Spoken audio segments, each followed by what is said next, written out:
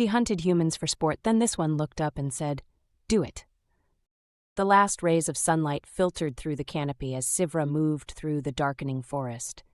217 hunts, and she could still taste the electricity of the chase on her tongue, that sharp, metallic anticipation that made her feel alive in a way nothing else did anymore. Her prey's blood trail marked the moss in dark droplets, fresh, close. She'd given him 6 hours, standard protocol for human physiology, enough time for hope to build, for survival instinct to sharpen into desperate creativity, not enough time to matter. Sivra's amber eyes tracked the disturbed undergrowth, the broken stems that spoke of exhaustion creeping into panic. Her fingers flexed around the grip of her plasma lance, muscle memory and anticipation singing through her veins. The weapon hummed softly, eager. She shared the sentiment. The trail led upward toward the cliff face that marked the western boundary of her preserve. Smart. Desperate prey often sought high ground, as if elevation could save them from what hunted below. It never did. She scaled the rocky incline with practiced ease, her blue skin catching the dying light. The wound she'd given him 3 hours ago should have slowed him considerably. A clean strike across his ribs, deep enough to weaken, but not to kill. Never to kill quickly. That defeated the purpose. The trees thinned. Sivra's pulse quickened, that familiar rush flooding her system. This was the moment she lived for, the cornering, the final confrontation where prey became powerless and she became everything. She found him at the cliff's edge. He stood with his back to the drop, one hand pressed against his side where blood seeped through his torn shirt. His chest rose and fell with labored breaths, sweat cutting tracks through the dirt on his face. Human. Male. Younger than some, maybe late 30s, with the kind of weathered face that spoke of a hard life before this one became his last. Sivra raised her lance, the tip glowing as it charged. She savored this part, watching the shift in their eyes when they realized there was nowhere left to run. Some begged, some cried, some attacked with pathetic, final desperation. All of them broke. "You led me well," she said, her voice carrying easily across the space between them. The human looked up, not at her weapon, at her face. His eyes were blue-gray, steady, despite the pain that had to be screaming through his body. No tears, no trembling. He simply held her gaze with an intensity that made something flicker in her chest, something she hadn't felt in decades of perfect hunts. "Do it," he said. Not a plea, not resignation, a challenge. Sivra's finger hesitated on the trigger. In 217 hunts, prey had said many things in this moment. They'd screamed, bargained, even laughed with hysteria.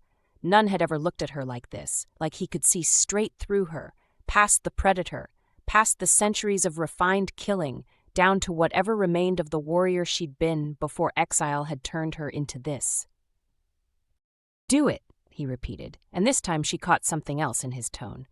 Anticipation, as if he'd been waiting for this exact moment, and it was going precisely as planned. Her lance lowered an inch, an unconscious movement that sent alarm bells through her thoughts. "You're supposed to run," she said.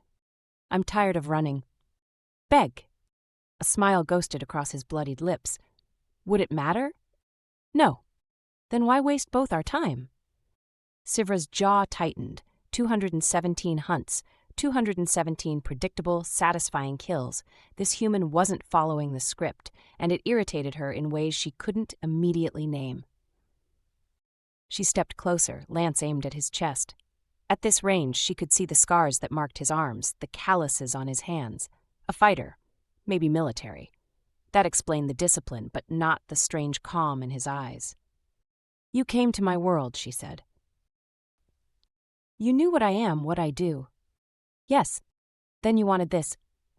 His smile widened slightly, and it sent heat curling through her gut. Not bloodlust, something else entirely. Something dangerous. "Maybe," he said. Sivra's finger tightened on the trigger. She should end this. End him. Move on to 218, and forget whatever game he was playing. But her body wouldn't obey, frozen by the way he looked at her. Not with fear or hatred, but with something that felt uncomfortably like recognition. "What's your name?" she asked, hating herself for the question. "Beck, Ryan Beck." Well, Beck, she lowered the lance completely, her mind warring with itself. You've earned something I haven't given in 60 years. His eyebrow raised. What's that? A fair hunt, 24 hours. If you survive until tomorrow's sunset, I'll let you leave my world alive. It was tradition, the old way, from before the hunts had become sport. She hadn't offered it since the early days when part of her still believed in honor. Beck's eyes narrowed slightly, studying her face. Then he nodded once, sharp and decisive. 24 hours, he agreed. Sivra stepped aside, gesturing to the forest behind her. He moved past her, close enough that she could smell him, blood and sweat and something underneath that made her nostrils flare. She was a hunter. She knew the scent of fear intimately, could track it through a forest, taste it on the wind. Beck carried none. As she watched him disappear into the darkening trees, Sivra stood motionless at the cliff's edge. Her lance felt heavy in her hand. Her heart's beat an unfamiliar rhythm. In 217 hunts, prey had never walked past her carrying anticipation instead of terror. She smiled slowly, feeling something wake inside her that she'd thought long dead. This was going to be interesting. Dawn broke cold and gray over the preserve. Sivra had spent the night in her estate, going through the motions of sleep while her mind replayed that moment at the cliff. The way Beck had looked at her. The absence of fear. She dressed in her hunting leathers, checked her weapons, and tried to convince herself this was just another hunt. Tried and failed. The tracking began where she'd left him. His blood trail had stopped. He'd managed to seal the wound somehow. Competent. She followed broken twigs, disturbed earth, the subtle signs of passage most prey left without realizing. But these signs felt different. Too obvious in some places, too clean in others. 3 hours in, she found the first trap. The spring snare used fibrous vines from her own forest, woven with a precision that spoke of training. She'd triggered it deliberately, watching the mechanism snap closed on empty air. Clever design. It would have caught her leg, held her long enough for... What, an ambush? Escape? You're military, she called out to the forest. No response, but she felt him out there watching. Sivra moved deeper into the preserve, following a trail that seemed to be leading her somewhere specific. The morning sun climbed higher, heat building beneath the canopy. She tracked him to a ravine where water pooled between ancient stones. He stood on the opposite bank, washing blood from his shirt. Their eyes met across the water.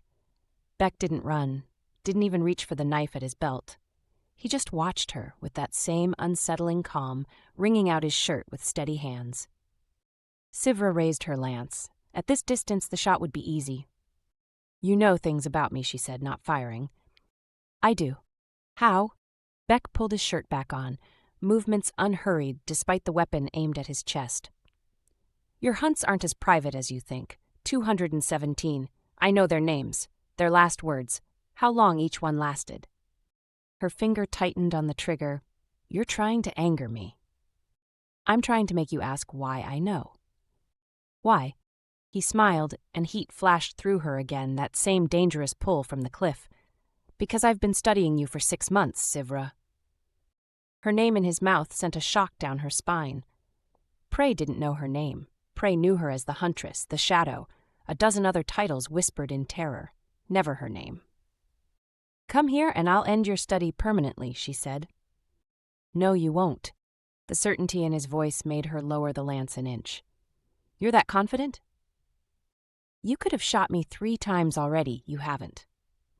Beck started walking along his side of the ravine, parallel to her, not fleeing, not attacking, just moving like they were 2 people out for a morning walk, instead of predator and prey. Sivra found herself matching his pace, lance still raised but no longer aimed. You were military, Beck said, commander of something, then you weren't, then you came here and started killing for sport. That's not your concern. You've killed representatives from 40 different species, politicians, scientists, explorers, but never soldiers, never military. In 217 hunts, not one. Sivra's jaw clenched. She hadn't realized that pattern herself until he said it. You're avoiding something, Beck continued, or someone you used to be. Stop talking. Make me. She fired. The plasma bolt screamed across the ravine, clipping his shoulder and spinning him sideways. Beck went down hard, rolled, came up behind a boulder. Sivra vaulted the ravine in a single leap, landing where he'd been standing. The blood was fresh, steaming. She followed it into the rocks. He ambushed her from above. Beck dropped from an overhang, knife flashing toward her throat. Sivra twisted, caught his wrist, used his momentum to slam him against stone. They grappled, close enough that she felt his breath against her neck, smelled the pain and exertion rolling off him in waves. But still no fear. His free hand locked around her wrist, the one holding the lance. They strained against each other, muscles trembling. He was strong, stronger than she'd expected. But she was stronger. She forced the lance toward his chest, inch by inch. "Why aren't you afraid?" she hissed. "Because you're not what you pretend to be," he said, eyes burning into hers. Sivra's grip loosened for half a heartbeat. Beck used it, twisting free, putting 3 meters between them. Blood ran down his shoulder, his fresh wound matching the one across his ribs. He should be weakening, should be slowing. He looked more alive than ever. "Tomorrow night," Beck said, backing toward the forest, "ask yourself why you keep letting me go." Then he was gone into the undergrowth, moving fast, despite his injuries. Sivra stood in the ravine, lance at her side, her heart's pounding a rhythm that had nothing to do with the hunt, and everything to do with the way he'd looked at her. Like he knew her, like he'd seen straight through the centuries of blood and sport to whatever remained underneath. She touched her wrist where he'd gripped it. Her skin still tingled. "Tomorrow night," she whispered to the empty ravine. She'd catch him before then. She had to. Because if she didn't, she might have to answer that question he'd planted in her mind like a poison seed. Why was she letting him go? Sivra resumed tracking, but something had shifted. The hunt felt different now. Less like sport, more like something she didn't have a name for. Something that made her pulse quicken in ways that had nothing to do with killing. Night fell. She found his trail again near the eastern boundary. He'd left his knife embedded in a tree, a marker pointing north, an invitation. She pulled the blade free, tested its weight, quality steel, military issue. Sivra looked north into the darkness, feeling that unfamiliar sensation in her chest again, the one that felt dangerously close to anticipation. "Who are you, Beck?" she asked the shadows. The forest offered no answers, but somewhere out there she knew he was asking himself the same question about her. And they both had until sunset tomorrow to find out. The third day dawned with mist clinging to the forest floor. Sivra had tracked Beck through the night, following his trail north into the oldest part of her preserve. Ancient ruins rose from the fog, remnants of whoever had inhabited this world before her people claimed it. She found him sitting on a fallen pillar, tending the wound on his shoulder. His shirt hung open, revealing scars across his chest. A map of violence lived. "You're early," he said without looking up. "You wanted me to find you." Sivra approached slowly, lance lowered but ready. Beck stood, exhaustion lining his eyes. 2 days of running, fighting, bleeding. He should be broken. He looked more alive than ever. "You're going to tell me why," she said. Beck circled her slowly, predator assessing predator. "You were a fleet commander, 7th Tactical Division, 43 campaigns before they sent you here." Her lance came up. "How do you know that?" "Because I make it my job to know things." He stopped close enough that she could see the flecks in his eyes. "Court-martialed for refusing an order to purge a civilian colony harboring insurgents." Sivra's finger found the trigger. "Stop." "You chose mercy. They chose exile. 60 years pretending you're something you're not, a killer without conscience. But those 217 kills, never military, never soldiers, because you can't bring yourself to hunt warriors." She fired. The bolt carved air where his head had been. His hand caught her wrist, twisted, and suddenly they were grappling, fury behind her movements, raw and jagged. "You know nothing," she snarled. "I know everything." Sivra swept his legs. Beck rolled, came up swinging. His fist caught her jaw. They traded blows, brutal and efficient. She caught his injured shoulder. He gasped, and she slammed him against a pillar, forearm across his throat. Give me one reason, she hissed, their faces inches apart. Beck's breathing was ragged. Because you haven't felt this alive in 60 years. The truth hit like a physical blow. Her arm loosened and his hand came up, not to fight but to touch her face. His fingers traced her jaw, gentle despite the violence. Who sent you? She asked. Does it matter? Yes. His thumb brushed her lip, electricity shooting through her. Earth's Defense Council. Your people are moving ships toward our system. We need someone who understands how they think, how they fight. Sivra pulled back, but Beck caught her hand against his chest. She felt his heart pounding. You want me to betray my people, she said. I want you to remember who you were before they made you into this. I'm a hunter. You're a warrior pretending to be a hunter. She should kill him, end this manipulation he'd been waging since the cliff, but his hand was warm, and the way he looked at her cracked something inside. My entire team died getting me here, Beck said quietly. 6 people burned up in your atmosphere. I'm the only one who made it, the only one who could get close to you. Why you? Because I volunteered, because I studied you for months and saw what everyone else missed. What's that? You hate yourself for what you've become. Sivra jerked away, but Beck followed. The hunts keep getting longer, he said. Each one takes more time than the last. You're drawing them out because the moment you pull the trigger is the moment you face what you are. You're a soldier without a war, making war out of sport. Stop talking. You gave me 24 hours because you wanted someone to see you. Not the huntress, you. Someone worthy of hunting, someone who wouldn't break, someone who would see the warrior instead of the monster. His words cut deeper than any blade. You used me, she said. Yes, your surrender at the cliff was always the plan. Warriors like you respond to challenge, to respect. I had to prove I was worthy of your attention before you'd listen. Sivra stared at him, this human who'd infiltrated her world, her mind with surgical precision. He'd played her perfectly. She should be furious. But underneath was admiration, attraction, the thrill of finally meeting someone who matched her. What do you want? She asked. Beck stepped close, his hand found her waist. Help us. Come to Earth. Teach us how to fight your people. And if I refuse, then you kill me. 218.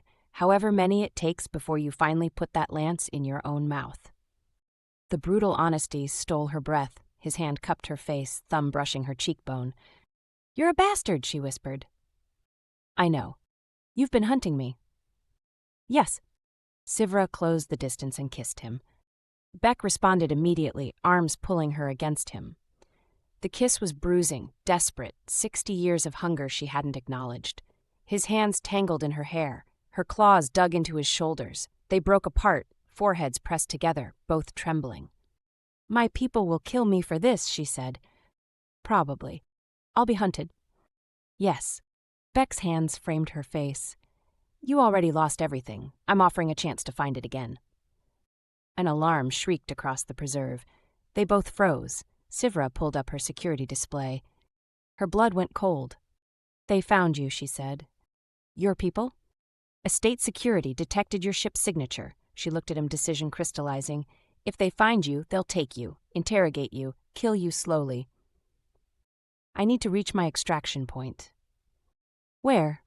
Northern boundary. 70 kilometers through dense forest. His backup team had a ship waiting, cloaked and ready. Sivra looked at the ruins, at Beck standing bloody and determined, at the life she'd built crumbling with a single alarm. 217 empty victories. Who she used to be.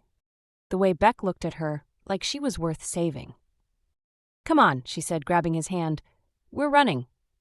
They ran. Sivra led Beck through paths only she knew, ancient game trails that wound through the thickest parts of her preserve. Behind them, the security alarms grew louder, closer. Her communicator buzzed with incoming calls she ignored. Beck kept pace despite his injuries, his breath coming hard but steady. She'd underestimated his conditioning. Military training, obviously, but something more. The kind of endurance that came from surviving when survival shouldn't be possible. How far? He asked. 40 kilometers, we need to move faster. She pulled him down a steep embankment, their bodies sliding in the loose soil. At the bottom, a stream cut through the valley. They splashed across, and Sivra paused, listening. Engines overhead, search craft. "They're scanning thermals," she said. Beck looked at the water, then at her. "We go in? It'll slow us down." "Better slow than dead." They waded into deeper water, using the current to mask their heat signatures. The stream was cold, fed by mountain runoff. Beck's jaw clenched against the chill, but he didn't complain. They moved downstream for nearly an hour before Sivra judged it safe to emerge. On the bank, dripping and exhausted, Beck finally spoke. "Why are you doing this?" "I don't know." "Yes, you do." Sivra wrung water from her hair, avoiding his eyes. "You manipulated me." "Everything you said could be lies." "It could be. My people could be nowhere near Earth." Beck moved closer, water still streaming from his clothes. "Ask me." "What?" "Ask me if I'm lying about the fleet, about why I came, about any of it." She met his gaze, searching for deception, found only certainty. "Are you?" she asked. "No." The single word carried weight she felt in her chest. Sivra turned away, started walking north again. Beck fell in beside her. "I had a mate once," she said quietly. "Before the court-martial, before all of this, she was civilian support, stationed on the colony I refused to purge." Beck said nothing, just listened. "They killed everyone anyway, sent a different commander. My mercy meant nothing except my own disgrace." Sivra's hands clenched. "She died thinking I'd abandoned her, abandoned them all. You tried to save them." "I failed." They walked in silence through the afternoon heat. The forest thinned as they climbed higher, rocky terrain replacing the lush undergrowth. Sivra's estate grew distant behind them, her carefully constructed life shrinking with each step. Her communicator buzzed again. This time she answered. "Commander Sivra," Dulran's voice crackled, "we have your estate surrounded. Return immediately." "Dulran, we detected the human crash site. Survivors require immediate containment." A pause. "Are you compromised?" Sivra looked at Beck, at the blood still seeping through his makeshift bandages, at the determination in his eyes. "No." "Then assist in the search. The human is dangerous." "Understood." She ended the call. Beck raised an eyebrow. "You just lied to your own security," he said. "I'm aware. There's no going back now." "I know." The words hung between them, final and irrevocable.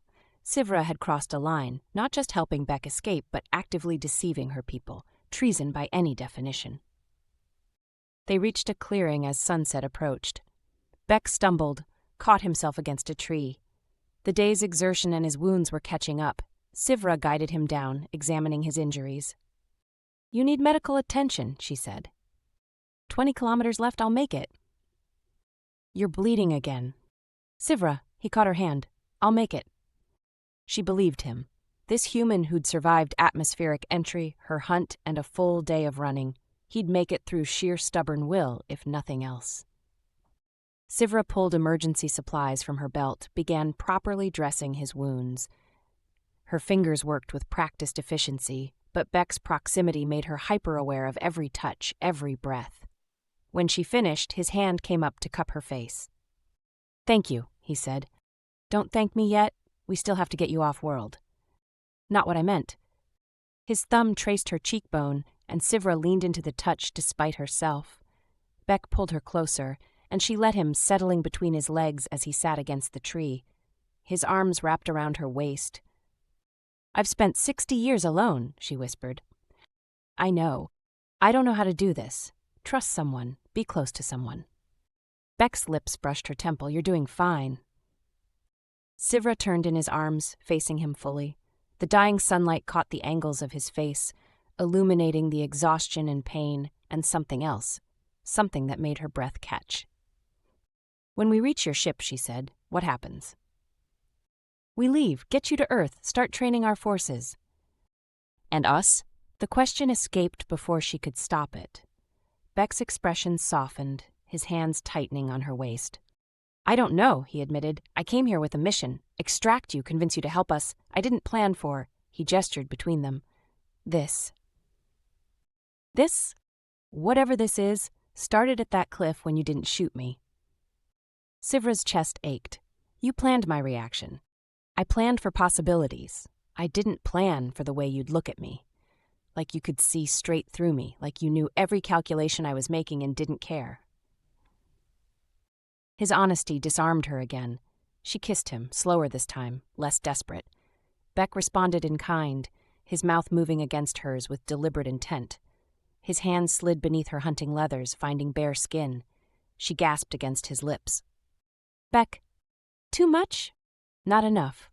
She pulled him down to the forest floor, their bodies aligning as the last light faded.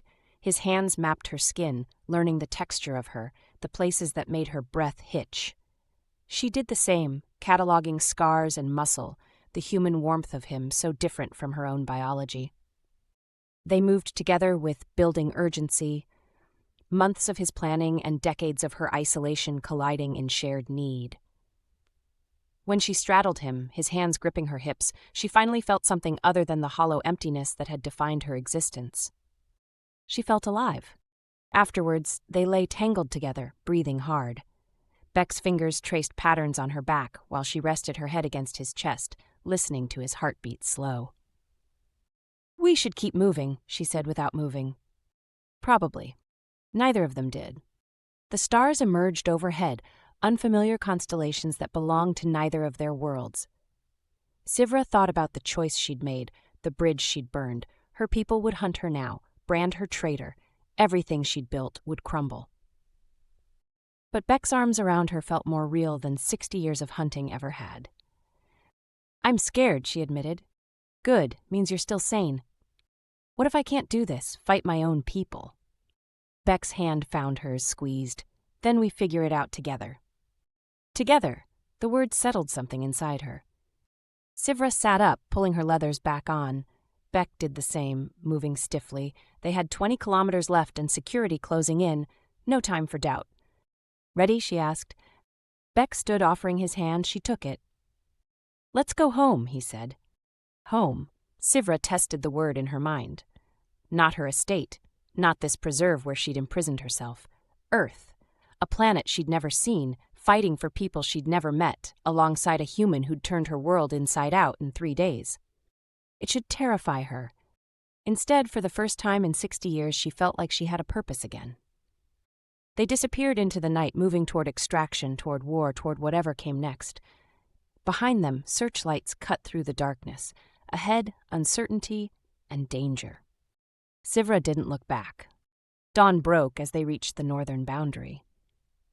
Beck's extraction point lay just ahead, a clearing where his backup team waited with a cloaked ship. Sivra could see the distortion in the air where the vessel bent light around itself. Almost there, Beck said, his voice rough with exhaustion. Behind them, the whine of engines grew louder. Searchcraft, closed now. They broke from the tree line and ran across open ground. Sivra's communicator erupted with Dulrun's voice. Commander, we have visual on the human. Stand down or we will fire. She ignored him, pushing Beck faster toward the ship. The clearing shimmered as the vessel decloaked, sleek, human-made, scarred from atmospheric entry. The boarding ramp dropped. Plasma bolts scorched the earth around them. Sivra spun, lance raised, returning fire at the 3 security craft descending on their position. Beck kept running. She covered him, her shots precise, forcing the craft to scatter. Years of military training flooded back, muscle memory she'd buried under decades of sport. Sivra, Beck shouted from the ramp. She sprinted after him. A bolt caught her leg, spinning her sideways. Pain exploded through her thigh, but she pushed through it, limping toward the ship. Beck appeared in the hatchway, rifle in hand, laying down covering fire. Sivra reached the ramp. Beck grabbed her arm, hauling her inside. The hatch sealed behind them as plasma fire hammered the hull. Go, Beck shouted toward the cockpit. Get us out of here. The ship lurched upward. Sivra collapsed against the bulkhead, gripping her wounded leg. Beck dropped beside her, hands already working on the injury. Hold still, he said. Your people know how to fly this thing? Arya does. As if summoned, a calm, feminine voice filled the cabin. Welcome aboard, Commander Sivra. I'm Arya, this vessel's AI. Medical supplies are in the starboard locker. We'll be clear of the atmosphere in 90 seconds. The ship shuddered as defense batteries opened fire from below. Arya banked hard, evading. Sivra watched through the viewport as her world fell away. The preserve, her estate, the gilded cage she'd called home for 60 years. Beck finished sealing her wound, then sat back against the bulkhead beside her. They were both bleeding, both filthy, both running on nothing but adrenaline and stubborn will. "We made it," he said. "Barely." He laughed, the sound rough but genuine. Sivra found herself smiling despite the pain in her leg, despite everything she'd just lost. They'd made it. Against every odd, every obstacle, they'd made it. The ship broke atmosphere. Stars filled the viewport, vast and endless. Sivra had seen 1,000 worlds from space, but never like this, never fleeing, never free. "How's our passenger?" Arya asked. Beck glanced at Sivra, injured but stable. "Excellent. Setting course for the rally point. Commander Sivra, Earth's Defense Council is eager to meet you." Reality settled over her like weight. She'd agreed to help humanity, but the enormity of what that meant was only now becoming clear. Training human forces to fight her own people. Becoming a traitor in truth, not just action. Fighting a war that might already be lost. Beck's hand found hers, squeezed. "Second thoughts?" "Hundreds. Want to turn back?" Sivra looked at him. This human who'd hunted her with words and psychology, who'd seen through 60 years of carefully constructed lies, who'd given her a reason to remember who she'd been before exile broke her. "No," she said. Beck pulled her closer, and she let herself lean against him, let herself take comfort in his warmth. His lips found her temple, soft and reassuring. "It won't be easy," he said. "I know. My people will be suspicious. Hostile, probably. You're the enemy until you prove otherwise. I've faced worse. And when we encounter your people in battle—" "Don't." Sivra's voice hardened. "I know what I'm choosing. Don't make me explain it." Beck nodded against her hair. They sat in silence as the ship accelerated toward the jump point. Sivra's thoughts churned through scenarios, strategies, the weight of the decision she'd made. "Tell me about Earth," she said finally. Beck's expression softened. "It's loud, chaotic, 7 billion people all pushing in different directions. We fight among ourselves constantly, can't agree on anything, probably should have destroyed ourselves a dozen times over." "Sounds terrible." "It's home." His thumb traced circles on her hand. "The sunsets are red and gold, the oceans are so blue they hurt to look at. There's this city, Tokyo, where the lights never stop, millions of people living on top of each other and somehow making it work. You miss it. Every day I've been gone." Sivra heard the longing in his voice, understood it. She'd felt that way once about the fleet, about serving with purpose. Then exile had stripped it away, left her with nothing but empty hunts and hollow victories. "I can't promise I'll save your world," she said. "I know. I might fail, make things worse." "Maybe." Beck turned her face toward his. "But you'll try. That's more than you've done for yourself in 60 years. The truth of it ached. Sivra kissed him, pouring 60 years of isolation and 3 days of connection into it. Beck responded with equal intensity, his hands tangling in her hair, his mouth claiming hers like he could seal the promises they'd made with this contact. When they broke apart, Arya's voice interrupted. "Approaching jump point. Please secure yourselves for transition." Beck helped Sivra to one of the acceleration couches. They strapped in side by side, fingers intertwined. The ship's engines changed pitch, building toward the jump that would carry them across light years in seconds. "After this," Beck said, "everything changes." "I know. We might not get moments like this, quiet, just us."